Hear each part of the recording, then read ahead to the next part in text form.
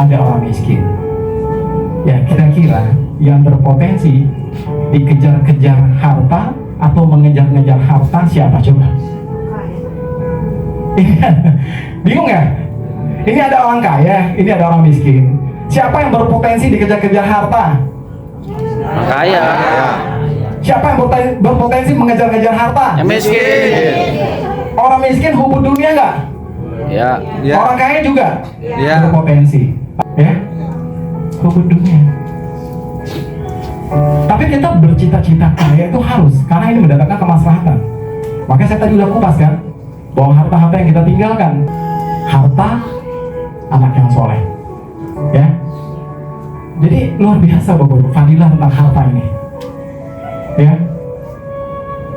Nah, kalau misalkan keadaan kita sedang tidak baik-baik saja, ya, misalkan ada orang yang sekarang kondisi sedang muat nari, tak menentu, ya sama lah seperti kita dulu. Saya pun juga mengalami hal itu.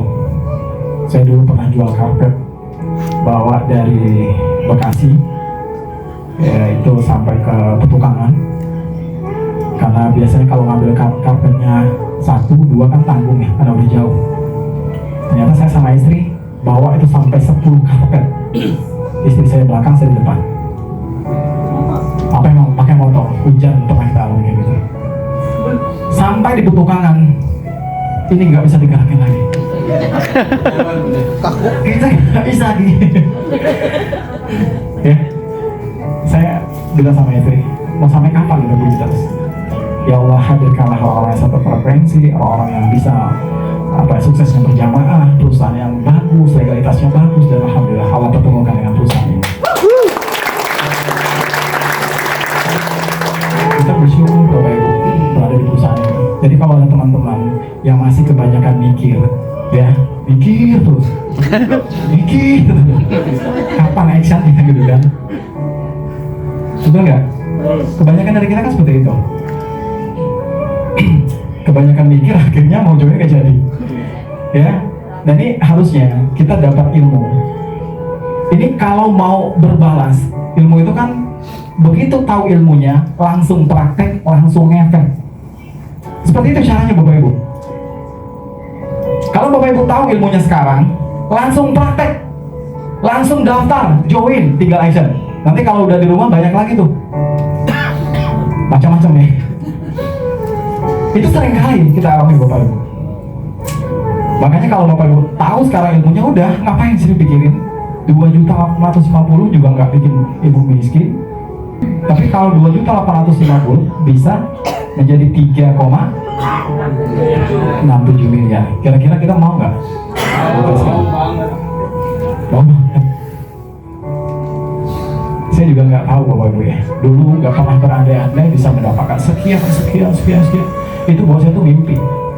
Tapi jujur, saya pada saat itu selalu mengafirmasi kuat dalam diri saya, Pajero putih, warna putih, ya, itu mobil saya. Saya bilang sama istri, nggak apa-apa deh, itu dipinjam orang dulu, nggak apa-apa dia balikin. Pernah Bapak Ibu mengafirmasi seperti itu? Nah. Tadi kan udah belajar alam bawah sadar, betul nggak? Alam bawah sadar itu kalau sering diafirmasi itu, masya Allah. Bapak Ibu percaya nggak? Ketika alam bawah sadar, Bapak Ibu membayangkan suatu hal. Ketika Bapak Ibu tidur, jangan kira alam sadar tidak bekerja. Justru alam sadarlah yang melanjutkan itu, sehingga akan menjadi realita. Meskipun lebih kecil dari organ-organ tubuh kita yang lain, otak kita, pikiran kita itu bersifat elektromagnetik. Pernah belajar? Memiliki daya arus listrik dan daya magnet. Daya arus listrik itu mengantarkan arus bolak-balik. Daya magnet itu mampu menyedot.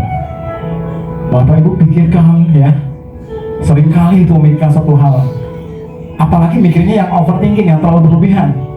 Akhirnya apa? Yang terjadi itu, alam segera merespon. Bapak Ibu lama-lama akhirnya jadi itu beneran yang saya bilang tadi, ya, nggak mungkin, mustahil, bila mana umpama laksana andai kata. Seperti itu ya, Bapak Ibu? Enggak, yakin di sini nggak ada, cuma di luar sana. Sedikit. Jadi kalau mulai dari sekarang Bapak Ibu tuh mengafirmasi kuat, insya Allah ya semua itu akan menjadi kenyataan.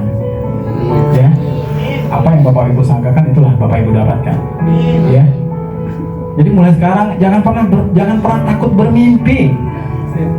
Ya, jangan pernah takut. Makanya sering kita mendengarkan quote dari motivator hebat ya. Yang lewat, yang belakangan itu adalah bayangan. Tapi sekarang adalah realita, kenyataan. Tapi kita fokus kepada tujuan kita, masa depan kita. Karena ada luxury menunggu kita.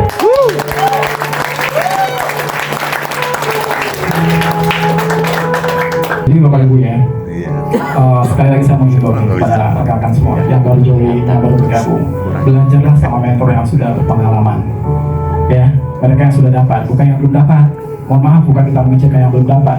Karena ke siapa lagi kita belajar? Kalau orang yang sudah dapat, dia tahu jalannya. Belok kanan, belok kiri, ada lubang, ada jurang. Yang tahu mentor. Betul nggak? Betul. Tinggal ya kita pandu.